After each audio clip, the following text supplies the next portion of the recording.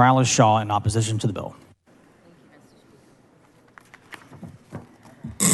Members, for those of us who were here on Friday, we had a long, drawn-out debate, but this measure is going to drastically impact families and children. It's important that their voices are made a part of this record today. Because of the love, care, support of parents, medical experts, and the medical care, that the kids we're talking about today are actually well-adjusted kids.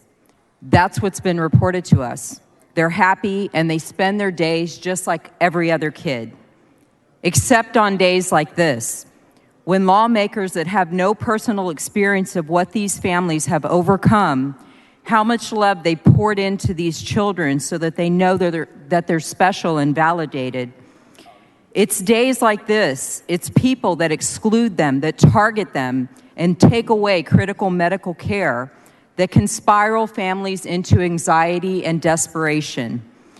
It's days like this that will force fifth-generation Texans and others to leave a great state that they call home. As somebody who spent a lot of years passing and advocating international human rights laws, this feels like a domestic human rights fight here today. This feels like a piece-by-piece eradication of a group of people, just because they don't look like you and they don't think like you.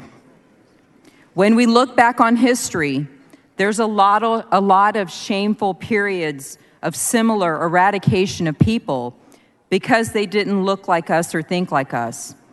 We look back on that now with shame and embarrassment, or sometimes we don't like to look back at that at all. In fact, we like to eradicate that too.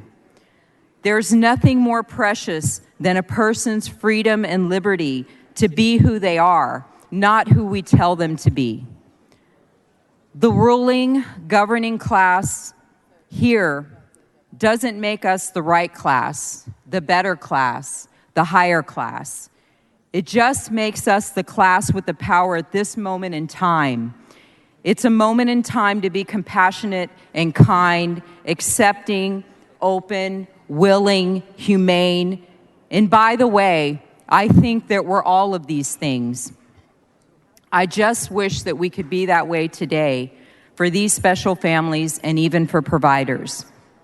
This vote today, like many, is predetermined to go a certain way.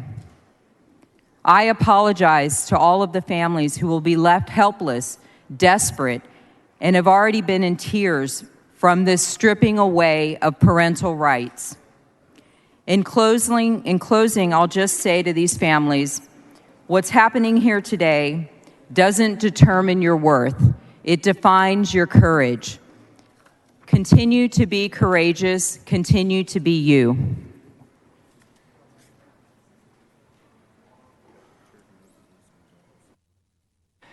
The chair recognizes Ms. Gonzalez.